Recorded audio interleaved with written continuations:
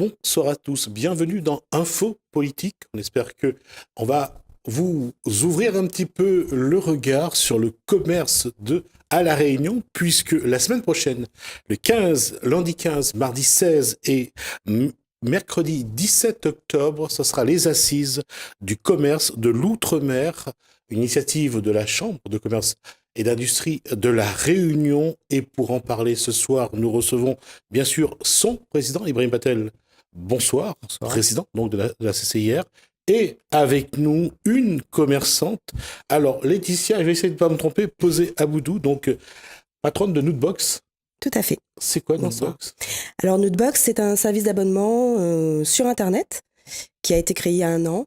Le principe est simple, c'est en fait on s'abonne et on reçoit un colis surprise tous les mois composé de 4 à 6 produits de beauté et accessoires, dont au moins toujours un produit local et un produit bio. D'accord. Voilà. Le président a déjà essayé la boîte Non, j'ai pas encore essayé, mais on dit que c'est effectivement les produits de beauté. Je pense que c'est pour les femmes. Pour l'instant, effectivement, c'est à destination des femmes. Ce sont de beaux cadeaux à offrir. Tout à fait, de beaux cadeaux pour les épouses et pour la famille. Et puis, bien sûr, nous avons une boutique en ligne aussi associée à cette box qui présente en fait les marques qui ont été présentées dans la box. Et nous avons aussi une sélection pour hommes. Donc, c'est important. Ibrahim Patel, donc vous êtes président de la CCIR. Quand vous voyez l'évolution du commerce, quand vous voyez des personnes comme ça qui innovent, quel est votre sentiment? Moi, je dis bravo. Bravo, pourquoi? Parce qu'aujourd'hui, moi, je préfère que le e-commerce se pratique à La Réunion que se pratique hors de nos frontières. Nous savons tous que la Fédération des ventes à distance représente près de 3 milliards d'euros de chiffre d'affaires en métropole. Et ça reste vraiment quelque chose de très timide à La Réunion. Et quand des jeunes comme Madame Posé s'investissent et s'impliquent dans ce genre de commerce, je dis bravo. On va commencer j'allais dire un peu à l'envers, puisqu'on a commencé par le e-commerce. On va parler de, justement, le e-commerce à La Réunion. J'ai assisté à un moment donné à une conférence sur la digitalisation du commerce. Oui. Aujourd'hui, on a parlé du comportement du consommateur, on a parlé aussi du système qui se met en place. Aujourd'hui, puisque on est sur ce point-là, est-ce que le commerçant réunionnais est déjà dans cette démarche? Le commerçant réunionnais, malheureusement, il n'est pas encore dans cet état d'esprit, dans cette démarche, mais il a beaucoup évolué. Il a beaucoup évolué au fil des années. Parce qu'il faut le savoir qu'il y a 30, 40 ans de cela, et on parlait tout à l'heure de la Redoute, on faisait du commerce, il y a eu des commerciaux qui se promenaient avec des valises, qu'on venait effectivement montrer les échantillons. Aujourd'hui, cette valise a été remplacée effectivement par l'écran. La vente a été remplacée effectivement par une vente à distance. Le paiement se fait en ligne. Donc, il y a une évolution. Je veux dire, aujourd'hui, nous sommes confrontés, mais nous sommes obligés quelque part de nous adapter à cette évolution. Alors, quand on parle d'adaptation, on voit bien qu'aujourd'hui, si on suit l'évolution du commerce, il y a eu la grande distribution, aujourd'hui il y a le commerce en ligne. Est-ce que les structures à La Réunion sont trop... Archaïque est peut-être un mot fort, mais est-ce que ce sont les commerçants qui ont du mal à s'adapter ou c'est le comportement du consommateur qui évolue trop vite? Bon, c'est le consommateur, lui, il évolue en fonction effectivement de l'événement, de la mode et la tendance. Ça, c'est connu. Mais maintenant, est-ce que le commerçant évolue assez vite ou pas? Là, donc, je crois qu'aujourd'hui, c'est une volonté politique, c'est une volonté partagée. On peut faire évoluer aujourd'hui l'état d'esprit des commerçants du centre-ville à condition que le dialogue s'instaure, à condition qu'autour de la table, les collectivités s'impliquent autant que les commerçants. Parce que n'oublions pas qu'un centre-ville n'appartient pas aux commerçants. Le centre-ville appartient effectivement à tout le monde. Le centre-ville appartient à ceux qui y habitent, ceux qui y vivent. Il y a des consommateurs, il y a des gens, des fonctionnaires, il y a des gens, le citoyen lambda qui habite dans le centre-ville. Donc, on a toujours eu tendance à assimiler le centre-ville à un commerçant, or que le centre-ville n'est pas forcément assimilé à un commerçant. C'est un des enjeux de ces assises, en tout cas. C'est aussi les enjeux de ce e-commerce, du commerce tout simplement. Comment le commerçant, comment les chefs d'entreprise doivent prendre part à ces assises et qu'est-ce que vous attendez de ces chefs d'entreprise? Ces assises vont souvent se faire en plusieurs étapes. Dans la première étape, nous allons accueillir aujourd'hui des experts dans les différents domaines. Nous avons mis en place 5 ateliers, des ateliers effectivement aujourd'hui qui sont vraiment la préoccupation, donc pas seulement des commerçants, mais aussi des consommateurs et des collectivités. Donc, nous invitons un maximum donc, de chefs d'entreprise de participer aux ateliers. Nous avons aujourd'hui l'ouverture où il y aura un débat avec les experts, mais la finalité de ces assises, c'est pour un moment donné faire la synthèse de ce qui va se ressortir sur ces ateliers-là. Et la synthèse, il peut dire quoi? Aujourd'hui, quel commerce souhaitons-nous? Comment voulons-nous commercer? Quelle est la tendance des consommateurs? Qu'est-ce que les consommateurs pensent du centre-ville? Qu'est-ce que les consommateurs pensent de la périphérie? Et comment faire en sorte d'arriver à ce que le centre-ville puisse exister ou coexister avec la périphérie et que la périphérie ne devienne pas un impact aussi négatif que sur le centre-ville. D'accord. Laetitia Aboudou, Posé Aboudou, vous êtes chef d'entreprise, vous êtes dans le commerce, vous avez un autre schéma de fonctionnement et de comportement par rapport aux autres commerçants. Qu'est-ce que vous pouvez attendre des assises qui se mettent en place? Quelles sont les questions que vous pourrez avoir? Peut-être pas les poser tout de suite au président, mais dans les assises, quel est votre questionnement et qu'est-ce que vous pouvez attendre pour que ça vous aide dans ce que vous mettez en place? Alors, je pense que déjà, le but de ces assises, je pense qu'il est surtout d'aider les porteurs de projets, comme j'ai pu l'être, moi, il y a 2 ans de ça. Ou aussi les commerçants, comme on en parlait, là, les commerçants qui ont des commerces physiques et qui ont du mal à faire cette transition. Cette transition-là, je pense qu'elle est compliquée. Elle n'est pas si simple. C'est vrai que c'est à la mode maintenant de consommer sur Internet, mais je pense que pour quelqu'un qui a une boutique depuis 30 ans, c'est pas si facile de se dire, allez, on va sur Internet. Donc, je pense que ces assises-là sont importantes dans le sens où elles donnent des outils. Elles permettent de donner une direction, de proposer des formations ou des solutions ou d'accompagnement par la CCI. Et je pense que c'est surtout ça qui est important. À mon niveau, j'aurais peut-être eu des questions, mais c'est vrai que moi, je viens de ce milieu e-commerce, donc c'est peut-être un petit peu plus simple pour moi d'appréhender ce milieu-là. Si j'avais des questions, ce serait peut-être plus en dehors de ce périmètre, qui serait plutôt sur la création d'entreprise en général dans notre département, parce que c'est quelque chose que j'ai ressenti comme un peu compliqué. Maintenant, oui, je pense que c'est important de bien expliquer les enjeux et surtout de ne pas se tromper sur la façon de mettre en œuvre cette digitalisation. Comment vous allez prendre part à ces assises? Comment vous voulez apporter votre pierre, justement, pour construire ce commerce d'aujourd'hui et de demain? Alors moi, on m'a sollicité, très gentiment d'ailleurs, je leur remercie la CCI. On m'a sollicité simplement pour partager mon expérience. J'ai démarré il y a peu, donc j'ai on va dire une vision assez jeune et récente de l'activité. C'est vrai que je peux faire partager mon expérience au niveau des difficultés qu'on peut rencontrer sur ce domaine, mais sur tous les autres également, je pense. Tout ce qui a trait à la création d'entreprise et à nos difficultés en tant que jeunes entrepreneurs. Quelles sont vos difficultés aujourd'hui pour vous? Bon, je pense que ça parlera à tout le monde, mais bien évidemment, quand on est en e-commerce, on a une tendance à quand même importer beaucoup. Donc, bien évidemment, la question de l'octroi de mer se pose. Elle se pose, je pense, à tous. Elle se pose à nos consommateurs également, puisque, bien évidemment, les prix de vente sont impactés par ces taxes qui sont importantes, qui font vivre notre collectivité, ça, on s'en doute bien. Mais enfin, qui sont quand même un réel frein, je pense, au développement d'une entreprise. En tout cas, c'est ce qui nous empêche d'être aussi rentable qu'on le souhaiterait.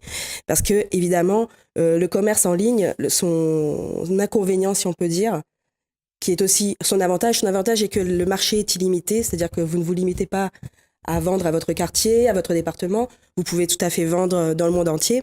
C'est ce qui se passe chez nous, chez notre box. On a un petit peu la chance de vendre quelques box en France métropolitaine, à Mayotte, en Martinique. C'est plaisant.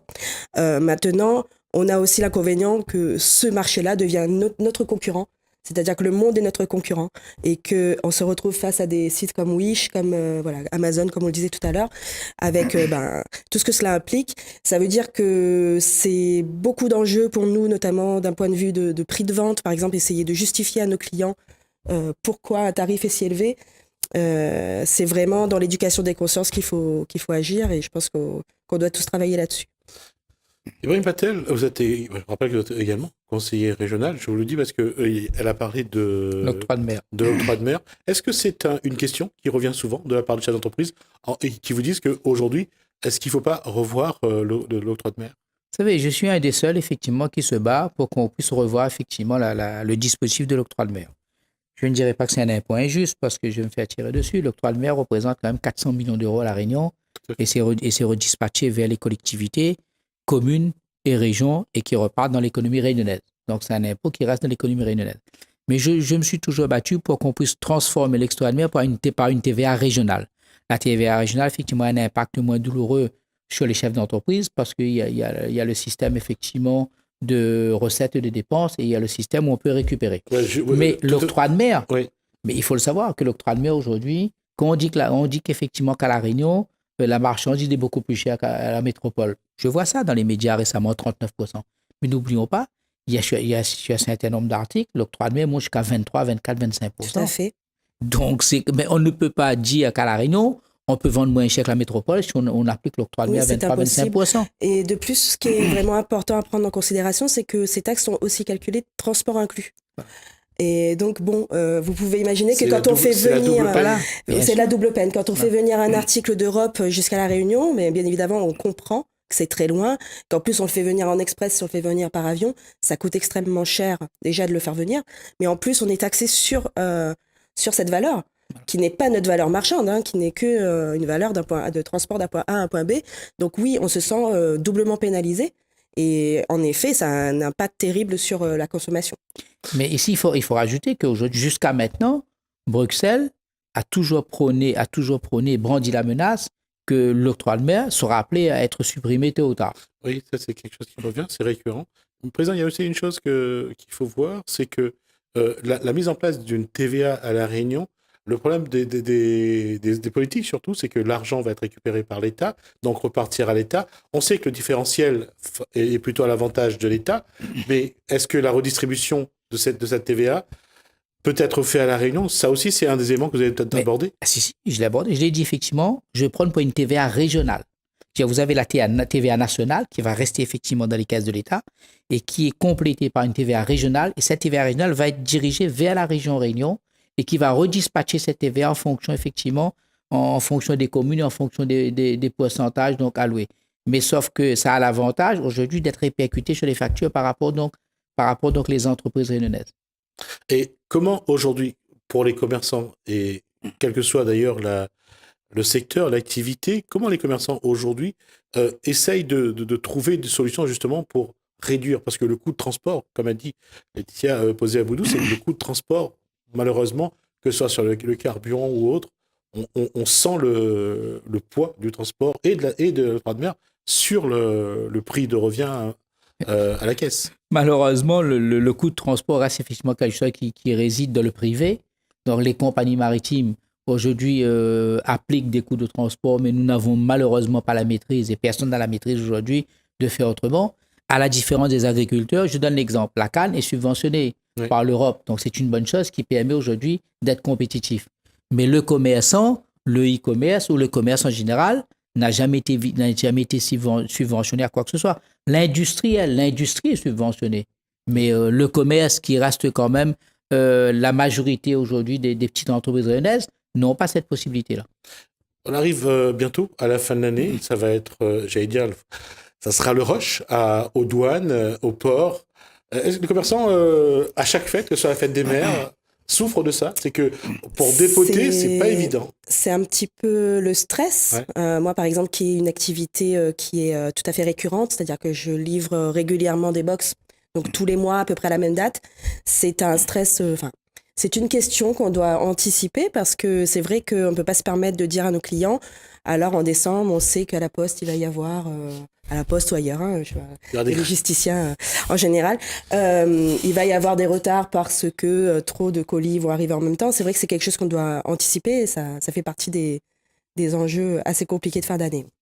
Et justement, là-dessus, la CCIR ou bien les commerçants peuvent intervenir Alors, nous avons effectivement des réunions avec les services de la poste, les services de la Chambre. Là, quand elle parle de ça, c'est vrai que c'est récurrent, c'est tous les ans. Récemment, le pôle observatoire, le service économie, le directeur du service économie me parlait effectivement d'une réflexion qui est portée entre les services du pôle économique et le service de la poste justement sur différents problèmes, pas seulement sur ce problème-là. Donc, il y a des réunions de travail qui sont prévues et à partir de là, évidemment, la discussion va être portée sur la période de fin d'année parce que le problème, si le commerçant, pour n'importe quel commerçant qui passe des commandes et qu'il n'arrive pas à retirer son colis vraiment dans le moment prévu, c'est quand même une perte du chiffre d'affaires. Parce que quand vous êtes dans une période de fin d'année, vous avez de telle date à telle date, c'est là où le chiffre d'affaires effectivement augmente. Et si votre marchandise vous est livré après, C'est pas forcément, je veux dire, c'est pas sûr que vous allez pouvoir liquider tout le stock. Sans compter éventuellement, par exemple, sur la problématique de l'e-commerce, là, très justement, on a des commandes en amont et ça veut dire qu'on ne peut pas assumer certaines commandes, ou en tout cas pas dans les temps.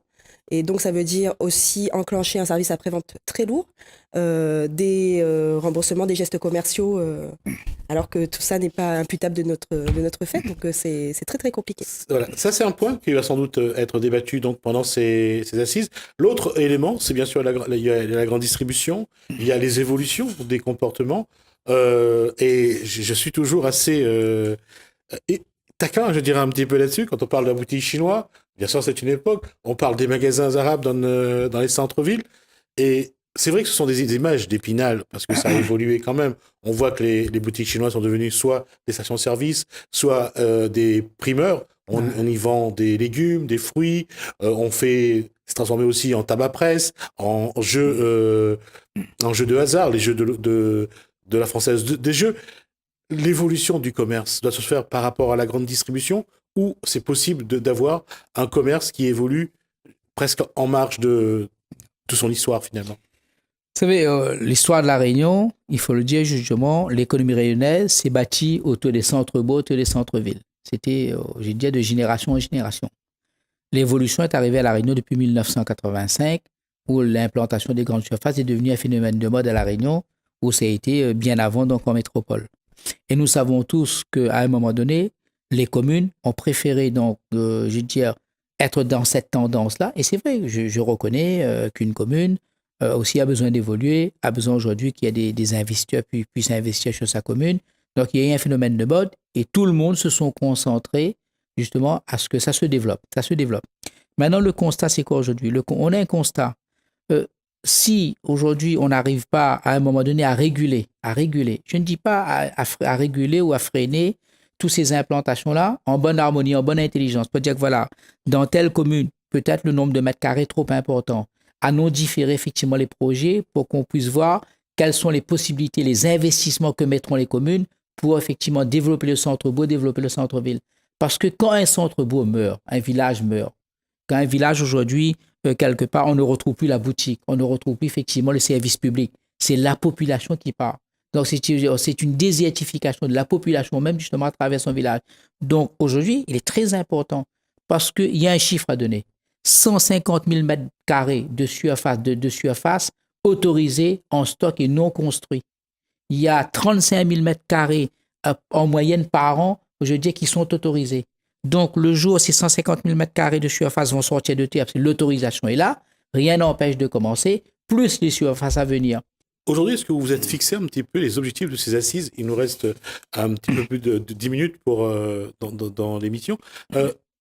Quels sont vos objectifs à vous? Qu'est-ce que vous attendez de ces assises? Alors, sur les assises, il y a deux volets. Sur les assises, aujourd'hui, la synthèse, c'est pour dire quelle est l'évolution, effectivement, et l'attente des consommateurs sur l'économie réunionnaise. Je veux dire, les assises, c'est pas seulement de dire, voilà, en ville, c'est pas bon, en périphérie, c'est bon, ou en périphérie, c'est meilleur, de l'autre côté. C'est voir comment, en harmonie et ensemble, on peut apporter effectivement une vision de développement donc de la Réunion. C'est ça les assises. Il faut faire une étude aussi sur les attentes des consommateurs. Les consommateurs ne sont pas forcément satisfaits de ce qui se fait au centre-ville par rapport à la périphérie. Mais il faut dire aussi que les commerçants n'ont pas suffisamment effectivement d'aide au niveau des communes aussi aujourd'hui pour les faciliter l'accès d'une clientèle vers le centre-ville. Donc tout ça. Voilà. Est-ce que dans ces assises-là, il y aura un moment où les participants vont essayer de comprendre justement les tendances de la consommation des consommateurs? Mais bien sûr, parce qu'il y a les ateliers pour ça. Vous avez des chefs d'entreprise, des commerçants qui sont invités en atelier, qui vont participer aux ateliers. Chaque atelier, effectivement, est géré par des experts qui viennent de la métropole et qui ont été auteurs des rapports pour le gouvernement. Patrick Vignal lui-même, qui est président de l'association des cœurs en mouvement et qui porte un projet pour le président de la République sur le cœur de ville, sera présent. Donc, ils auront face à eux quand même des intervenants qui ont été effectivement auteurs d'un rapport justement sur la problématique des centres-villes et de la périphérie. Financer aujourd'hui, par exemple, la rénovation des devantures,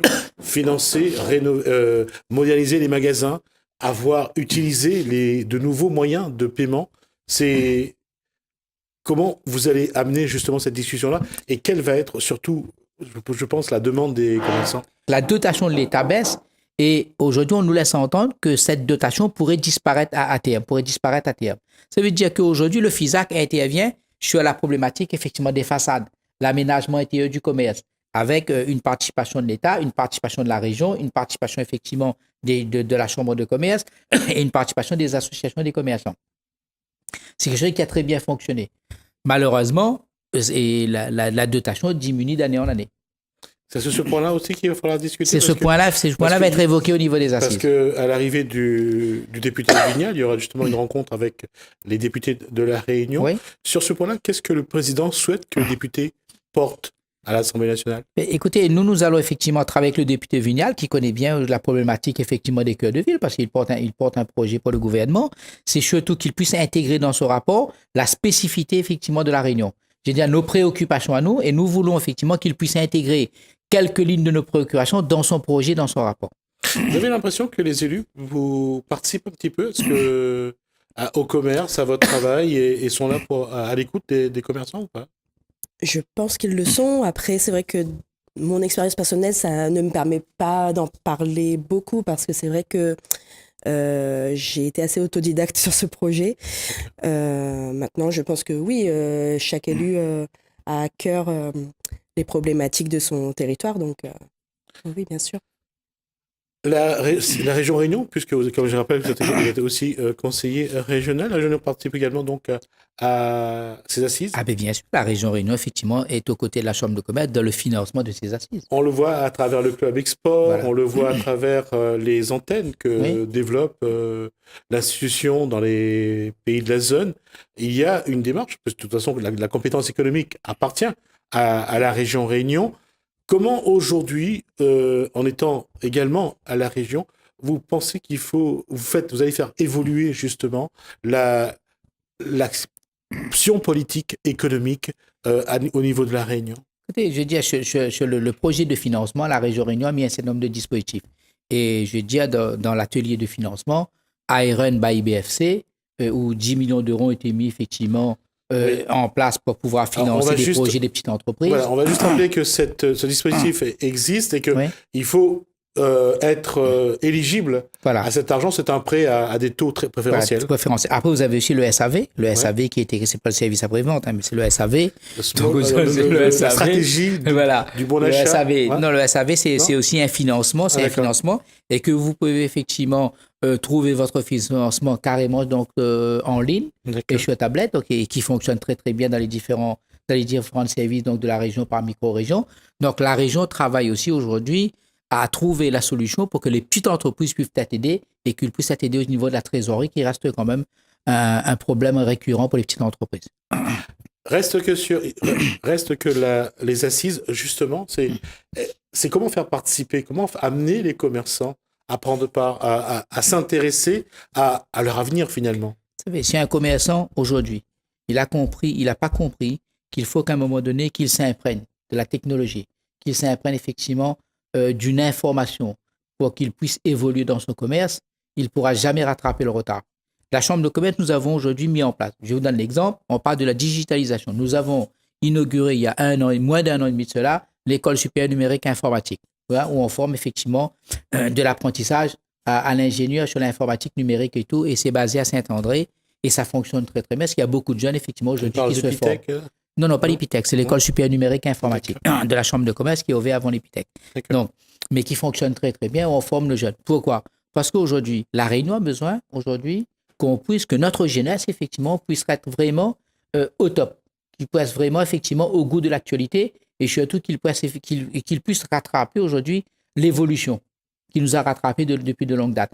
Donc la Chambre de commerce elle-même s'adapte à cette évolution parce qu'on crée l'école, on a un certain nombre de formations. On va travailler aujourd'hui et ça va se faire très très bientôt. Nous comptons mettre en place effectivement des chargés de mission, des commerciaux qui vont recevoir donc les entreprises qui veulent comprendre l'e-commerce, qui veulent comprendre effectivement la digitalisation et c'est des chargés de mission qui vont se déplacer en entreprise. Donc, nous sommes en train de mettre en place un certain nombre de dispositifs pour que nous-mêmes, nous puissions, en plus que nous allons nous évoluer dans notre rôle de chambre de commerce, que nous puissions nous adapter à l'évolution de nos jeunes et de cette jeunesse. Une dernière question pour vous, Laetitia Posey-Aboudou. Et c'était ma question tout à l'heure, c'est est-ce qu'aujourd'hui, après cette discussion, il y a des attentes précises par rapport à ces assises sur l'octroi de mer, sur les Oui, douanes, écoutez, je sur... crois que l'octroi de mer, on en a débattu, Non, on non, en débattra encore très longtemps. Est-ce qu'il y en a d'autres? Est-ce qu'il y en a d'autres? Il y en aura toujours d'autres. Je pense que c'est important. Je crois que Qu'est-ce qui vous interroge? Que vous allez demander, vous allez échanger avec d'autres partenaires? Je crois que ce qui est intéressant aussi de soulever, c'est que ces institutions, parfois, on les trouve un petit peu déconnectées de la réalité. On a toujours l'impression qu'on est dans deux mondes un peu séparés, c'est-à-dire le monde de la théorie et de tout ce qui peut exister comme financement et tout ça, et le monde de la pratique où avoir accès finalement à tous ces financements, c'est pas si simple. Surtout, avoir connaissance de tous ces financements, c'est encore moins simple. Parce que finalement, on se rend compte que ce sont des rouages qui sont assez complexes, oui. Il y a énormément de dispositifs, je pense, et je pense que chacun de nous n'en connaît qu'un tout petit pourcentage.